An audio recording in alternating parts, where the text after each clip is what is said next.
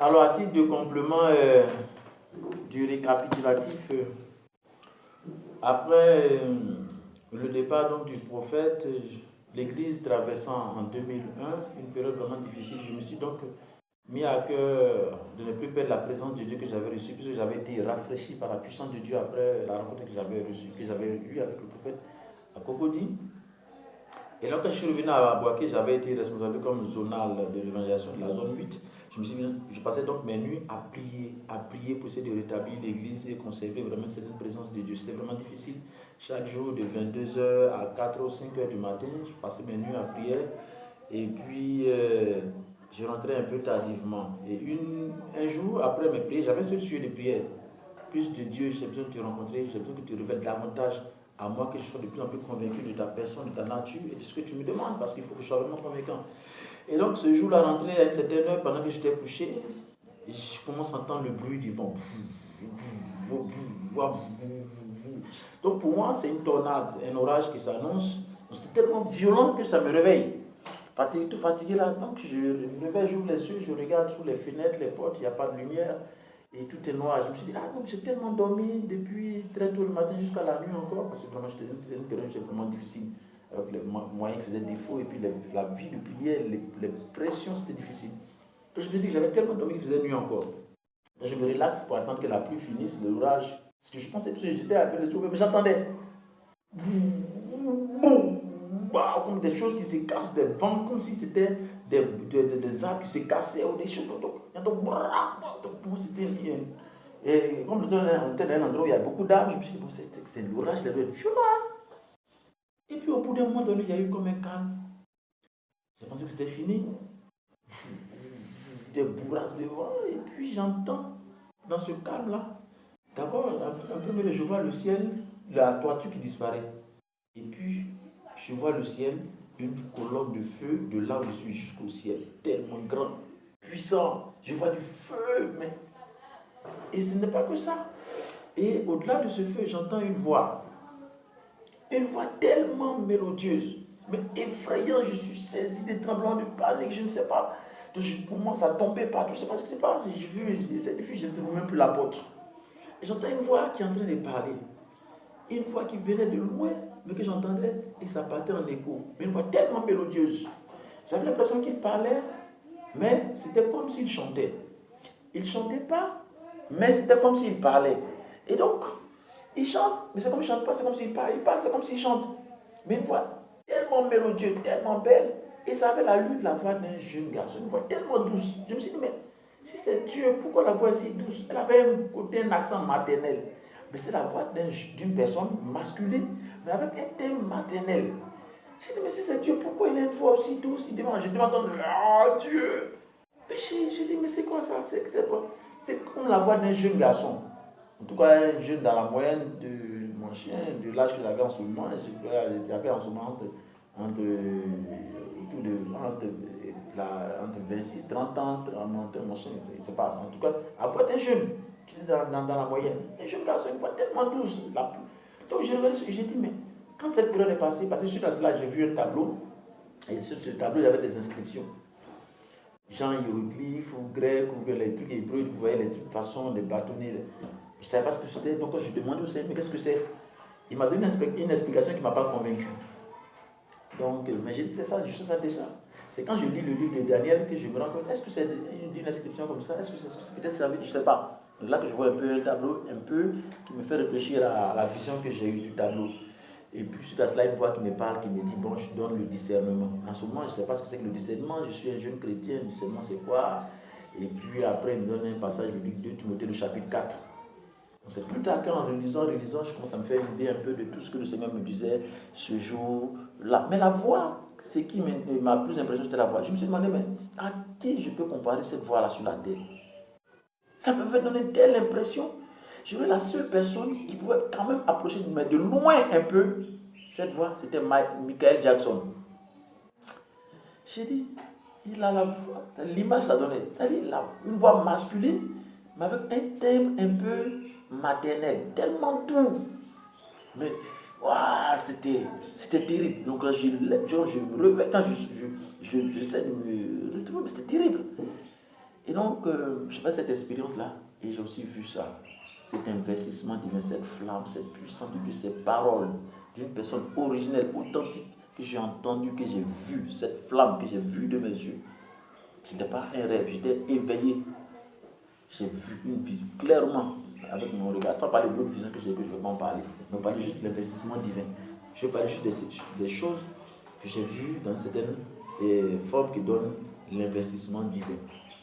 Après cela, je continue toujours mes activités au niveau de l'église et chaque jour quand je rentre après mes prières, puisque je rentrais toujours en retour de 4h et 5h du matin, toujours en train de dire Seigneur, j'ai besoin de plus de toi, je ne veux que tu, je veux encore plus, ça ne me suffit pas. Une fois, il me dit, mais si tu vois, tu dis non, je ne vais pas mourir, il y a des gens qui ne sont pas morts. Et puis une fois, j'ai une vision, je me retrouve, il me donne une extase, une voix me porte sur une échelle. Je commence à monter visiblement, ouvertement. J'avais l'impression que j'allais tomber sur une échelle en escalier, mais c'était en arc-en-ciel. Et je marche je gravis les marches de l'escalier jusqu'à toucher le ciel. Et puis boum, je reprends conscience de cette extase. J'ai vu ça. Cette personne, c'était moi, c'était pas moi, c'était dans mon corps physique, je sais pas, mais il m'a gravi l'étape jusqu'à aller au ciel et à toucher la porte du ciel. J'ai vu, elle a touché le ciel. Mais les marches étaient en arc-en-ciel. Il m'a dit, nous sommes un investissement. J'ai vu ça. Après ça, toujours dans mes prières, chaque matin, quand je revenais de mes prières, je rappelle, je me couche. Il y avait une heure fixe qui s'était donnée. Quand soit c'était 5 heures, chaque jour à la même heure, quelqu'un me touche. Et puis quand je me lève, je vois une lumière, un rayonnement de lumière sur moi. Et je reste, je ne peux pas le regarder, mais je vois la lumière et il commence à me parler. Il m'a dit des choses que je savais, il traitait des thèmes. Pendant longtemps, pendant une heure, je faisais cela chaque jour pendant une heure. Et quand l'heure passe, ça s'arrête et puis je commence à dormir. Donc chaque fois qu'il me réveille, je regarde l'heure. Toujours à la même heure, précis 00. Quand pour un événement ou un autre, je rentrais plus tard, à l'heure à laquelle j'entrais, il commençait par là maintenant, chaque jour, à la même heure. Si ça passe à 6 heures, chaque jour vient à 6 heures à la même heure, et les mêmes enseignements. Je vois la même personne. Je ne vois pas son visage, c'est juste le reflet de la lumière. Et puis, la personne là parle, elle me dit des choses. Et on échange, on parle, questions-réponses, et puis on parle pendant longtemps. J'ai vu cette période. Et un jour, toujours dans mes quêtes de Dieu, en priant, je dis non, c'est que j'ai besoin de plus, je veux qu'on se parle comme ça, bien maintenant, il faut qu'on passe à autre chose. Et puis, pendant que j'étais autant en train de prier, j'entends maintenant, il me dit, bon, Serge, parce qu'il ne m'appelait pas mon prénom, Serge, viens, je suis dehors. J'ai dit, mais qu'est-ce que tu as fait dehors? Ça doit être un faux Dieu, ce n'est pas Jésus. Jésus est censé être dans le temple, dans toutes les choses qu'on a apprises selon la Bible. Quand il vient apparaître dans le temple, pourquoi toi tu es dehors?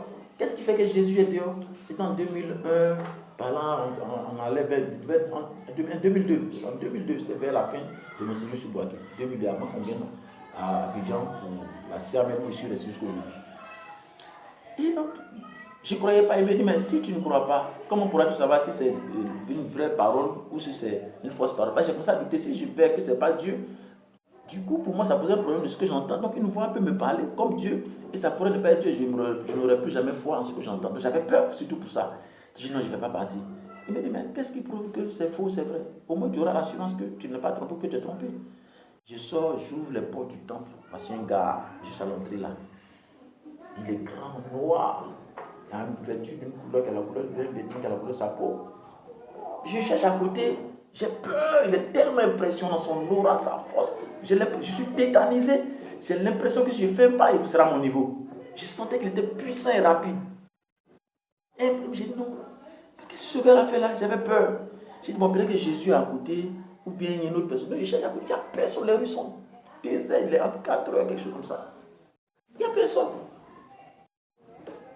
Donc j'attends, je rien. Et maintenant j'entends quelqu'un, il parle dans mon cœur. Il dit viens. J'ai dit moi, je ne peux pas venir là-bas. Regarde-moi, il est puissant. Qu'est-ce qu'il va me faire? J'avais peur. Normalement, avec la présence de Dieu que j'avais, je ne devais pas avoir peur. Je devais même porter à lui prêcher, parler de l'évangile. Mais quelque chose, on lui demande, mais qu'est-ce que vous faites là? Et vous voulez prier, mais j'étais, je sentais la force se dégager de lui. Et puis donc, impatient à un moment donné, parce qu'il me demandait de venir. Je sentais ça ici, dans quelque chose qui brûlait. Et puis je ne voulais pas, non, je n'ai pas pu partir parce que j'avais peur. Je pensais que, mais je regarde, la personne, elle est noire. Pour moi, ça devait être un blanc. Ou au moins, il est vêtu en blanc. Mais pourquoi il est là, il est noir? Et puis il me parle, il me dit de venir. Après, maintenant, là, il parle dans mon cœur, là-bas. Il me regarde, fixe-moi comme ça. Il me dit, viens. Il dit, moi. Qu'est-ce qu'il doit me faire? Et tu m'appelles pourquoi? Toi, tu es noir, c'est Jésus, c'est pas Jésus. Donc, après ça, quand il est parti, je me suis retrouvé, j'étais perturbé par de ça, je n'ai pas compris. Après, plus tard, quand je m'interrogeais là-dessus, j'ai dit, ah, mais c'était le Seigneur. Puisque même dans la Bible, on dit que des gens ont reçu des messagers de Dieu, ils ne se sont même pas rendus compte. Peut-être qu'il avait pris une apparence qui correspond peut-être à ce que je suis pour me faire passer peut-être un message. Je ne sais pas. Mais j'ai vu encore, j'ai compris l'investissement divin. Quelques jours après, dans mes activités toujours, au niveau de l'église, j'ai reçu un coup de fil, un ami, un prophète, qui aujourd'hui est devenu quelqu'un de bien, et je vois toujours son état d'esprit. En tout cas, j'ai beaucoup de respect pour lui, et il me le rend bien. Je parle de lui parce que il m'appelle parce que c'est quelqu'un aussi que j'ai beaucoup aidé. Il m'appelle, il me dit, j'ai besoin de toi, j'ai besoin de te rencontrer. Donc je savais que c'était pour lui porter une aide. Vous savez, souvent la lecture que nous faisons de la Bible et l'interprétation, souvent, je ne sais pas, j'ai toujours dit ça, que la compréhension, souvent quand elle n'est pas adaptée à une vérité expérimentale, à la réalité expérimentale, souvent pour moi ça pose un problème. Ça peut poser un problème. Quand il arrive, je suis en train de travailler parce que le journal à l'évangélisation, donc je suis en train de faire mes rapports, je dois les rendre. Et donc je suis inspiré. Je me sens inspiré. Et la voix me dit, arrête ce que tu fais, reçois mon serviteur. J'ai dit, mais non, il va attendre parce que l'esprit du prophète est soumis au prophète. La voix insiste, reçois-le. J'ai dit, non, il attend. C'est moi qui vais lui porter mon aide. Non, il attend. L'esprit du prophète est soumis au prophète. Vous savez, il y a des gens dans la vie, et il faut commencer à apprendre les choses de la bonne manière. Et je l'ai appris. Donc, comme j'ai résisté à l'esprit, parce que selon moi, c'est l'esprit qui doit se soumettre à ma volonté, parce que c'est ce qu'il est dit, c'est ce que la Bible dit. L'esprit passe outre moi, et j'entends mon corps, parce que mon intelligence est en train de travailler, réfléchir, donc ne se soumet pas à l'esprit de Dieu. Mon corps parle. La première fois que j'ai vu ça, j'entends mon corps vibrer comme ça, et ça parle une parole qui sort, et boum, il y a une force qui sort de moi, qui va vers le prophète, et il interagit avec boum. Le prophète est saisi par la personne du projeté et il commence à parler avec l'Esprit du Seigneur. Je suis frustré parce qu'il était censé attendre que je finisse et que moi je parle et que lui agisse. J'ai appris ça. Et c'est là que je me suis posé, l'Esprit du prophète est sur le prophète, pourquoi tu passes outre moi pour... Après cela, je demande, comme je travaillais, je n'ai pas suivi donc le mouvement de l'Esprit. Donc, pour plus tard reprendre un peu la scène, essayer de comprendre cela, ce qui m'était arrivé. Donc, je pose la question au prophète, s'il te plaît, qu'est-ce que le Seigneur t'a dit? Et lui aussi qui refuse, il me dit non, il a résolu mon problème, donc c'est bon. Moi, j'étais un peu gêné, frustré, parce que je voulais savoir pour essayer de reconstituer les faits. Donc, pour ne pas trop descendre, à cause de ma position par rapport à lui, je suis resté là, sur ma faim, mais il a refusé de me le dire. Et ça, j'ai appris de ça. Parce que j'aurais dû, si je voulais savoir réellement ce qui s'est passé sur ce côté-là, j'aurais dû écouter l'esprit. Certainement qu'il avait une urgence à laquelle l'esprit voulait répondre. Il lui avait dit, viens vers ici pour qu'on puisse répondre à ton besoin. Il est passé outre moi. Mon corps a parlé. Pour dire que la parole de Dieu est vraie, quand on dit que la parole de Dieu peut être une chair qui s'exprime, manifeste. J'ai vu ça, j'ai vu. Lui, il n'a pas su, je ne lui ai pas dit. Moi, j'ai su ce qui s'était passé. Et la compréhension est venue. Et pour moi, à partir de ce moment, j'ai pu comprendre que, en réalité, la compréhension de ce texte qui dit l'esprit du prophète est soumis au prophète voulait simplement dire, c'est là que j'ai appris la bonne leçon expérimentale, voulait simplement dire que le prophète est soumis à l'esprit de la prophétie. En réalité, la bonne traduction devrait être ça, que le prophète est soumis à l'esprit de la prophétie. Plutôt que l'esprit du prophète est soumis au prophète. C'est là que j'ai appris, j'ai dit, ah mais donc, de ce point de vue, ce n'est plus l'esprit du prophète qui est soumis au prophète. Mais c'est le prophète qui est soumis à l'esprit de la prophétie. Ce qui veut dire l'esprit du prophète est soumis à la prophétie. À l'esprit de la prophétie. Mais nous, quand on lit la Bible, c'est écrit l'esprit du prophète est soumis. Donc, j'ai appris ça. Pour parler donc de l'élément de l'investissement. Nous sommes un investissement divin. Donc, Dieu prend soin de son investissement, c'est lui qui le gère. Je l'ai appris à maintes reprises. Parce qu'il y a des moments où Jésus peut me parler par exemple d'un sujet, et me dit, il y a une personne qui est là, et donc moi, au lieu d'attendre qu'il m'indique, souvent je peux le porter par intuition. Quand j'ai la bonne intuition, c'est bon, mais souvent quand j'ai pas la bonne intuition, je dis, la personne est là, à droite ici, voici, tu reçois une guérison, et la personne réagit à gauche. Et tu vois, et ce n'est pas l'esprit du prophète qui est soumis au prophète, Mais c'est le prophète qui est soumis à l'esprit de la prophétie. Donc apprendre à être conduit par Dieu et respecter ses horaires, ses heures, son calendrier. J'ai appris à mes dépens. Comme dans le mouvement de l'eau de Bethesda, que l'esprit, il venait à une période voulue et c'est le premier qui réagissait au mouvement de l'eau qui avait son miracle. C'est le même schéma qui s'est reproduit aujourd'hui. Il n'attend pas, toi, ton heure. C'est à son heure, quand tu discernes le moment où il est actif, il est inactif, où il veut faire une heure, quand tu réponds, c'est pour ça qu'il prend le temps d'informer, de former, de préparer à la rencontre de Dieu. Et quand se fait le moment de la rencontre, du mouvement de l'esprit, comme la Bible dit, l'esprit se mouvait à la surface des eaux. Il a donné toujours, c'est la même métaphore. Hein. Je dis et je répète que Dieu travaille toujours sur un schéma. L'esprit de Dieu se mouvait à la surface des eaux. Il donne un autre exemple au peuple à qui il est en train de donner la responsabilité de porter sa personne à leur frère qui avait voulu se l'approprier, le conserver. C'est pour ça qu'il est venu casser la baraque et il est allé aux extrémités de la terre. Et donc, le mouvement de l'eau, quand il vient, l'esprit, se mouvoir, c'est là qu'il apporte les réponses aux besoins de l'humanité. Donc, quand le mouvement de l'esprit se donne à l'heure au rendez-vous de Dieu, il faut y répondre. Quand vous répondez, vous attendez encore une autre période. Moi, je l'ai appris. À maintes reprises, des rendez-vous que Dieu m'a donnés, où j'en ai fait à ma tête, il est passé outre moi, il a passé à autre chose. Je cours encore le temps d'attendre un autre rendez-vous, une autre heure, un autre moment, pour pouvoir, plusieurs fois, je ne vais pas expliquer ça, ça ne finira pas. Plusieurs fois, j'en ai fait à ma tête, où est ce point, mais pour lequel à un moment donné, un jour, il me regarde et me dit, fils, ne pleure pas. Parce qu'il y a des moments où ça ne dépend pas de moi, il y a des moments où ça dépend de l'autre personne, ça dépend de l'autre personne. J'ai vu, il m'a dit, il me l'a appris. Parce que c'est une intelligence qui continue de rayonner, de réfléchir, de se refléter, de se diamétraliser afin de rester toujours en tête de course. Il est la primeur de la révélation de l'information. Il faut être à son heure et non pas à l'heure de l'hybridation ou du mal, ou de l'infection ou de la période dépassée du pain ou de la manne ou de l'homme de la situation. Parce que quand le temps passe, quand l'homme de la situation, le messager de la situation, de l'heure qui arrive, passe, il y a une infection qui s'introduit et commence à corrompre l'action, le mouvement, l'œuvre de Dieu pour une hybridation, une façonnable de ce que n'est pas Dieu, mais à la ressemblance, c'est-à-dire il fera comme, mais il ne le sera pas en réalité.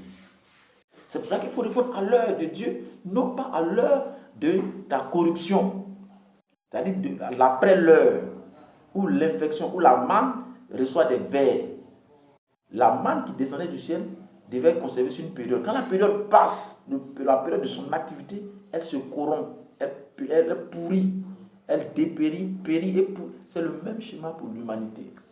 Et donc, il est temps de laisser passer les égos pourrissants du pourrissement de la vie pour laisser place à la soumission, être sous la mission du message de Dieu à la personne que nous sommes, nous les récepteurs, c'est-à-dire nous les prophètes, les professants, les professeurs, les professionnels de Dieu, c'est-à-dire qui sommes au service de Dieu, nous les fils, la race, l'espèce divine censée pérenniser et le rayonner, le refléter, le faire passer, le réfléchir ou le faire rayonner à nouveau pour fléchir l'obstacle en réfléchissant, rayonnant Dieu.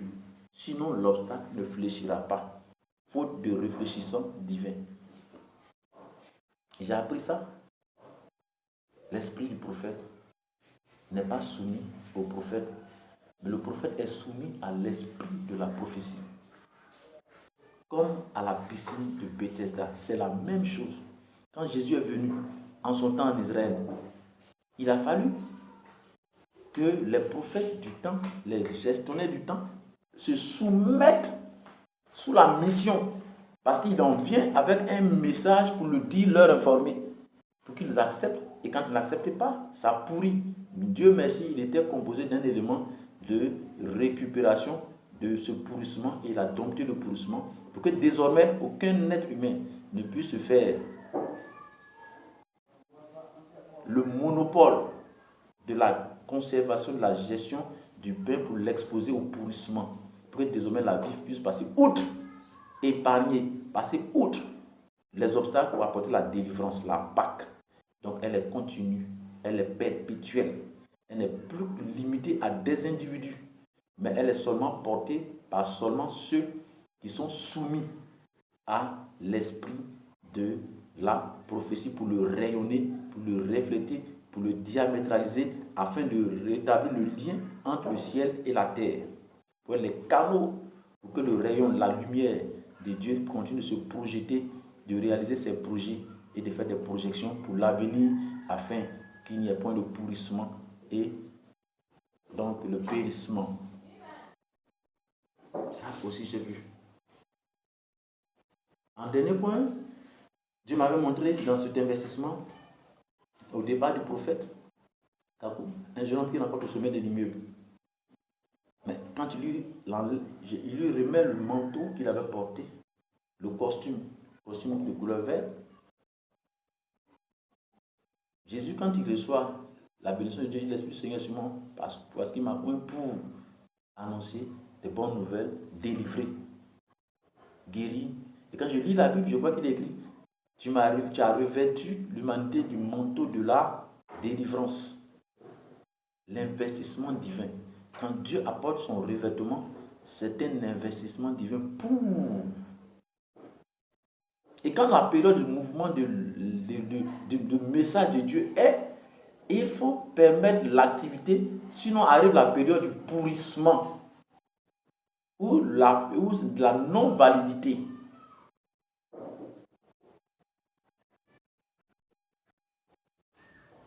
Et quand il descend de l'immeuble, après qu'il ait fini de faire les décharges avec le jeune homme, il descend de l'immeuble, pendant que l'immeuble va l'accompagner, le jeune homme va l'accompagner. La lumière, c'est le soleil même.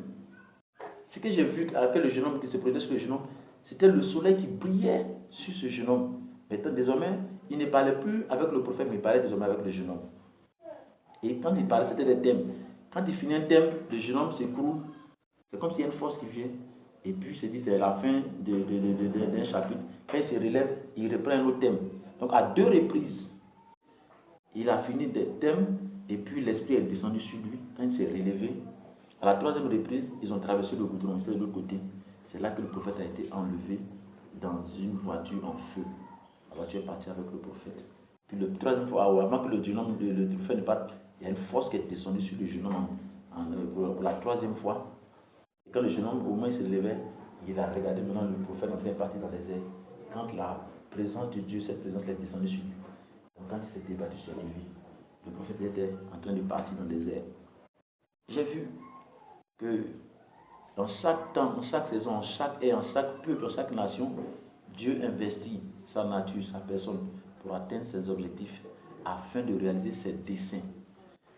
Et donc discerner pour retrouver le chemin de notre patronymique, pour lui en être l'ombre ou le reflet. À partir de ce moment, ça devient un choix personnel. Que Dieu bénisse toute la terre. Paix sur toute la terre. Paix sur la Côte d'Ivoire de Dieu.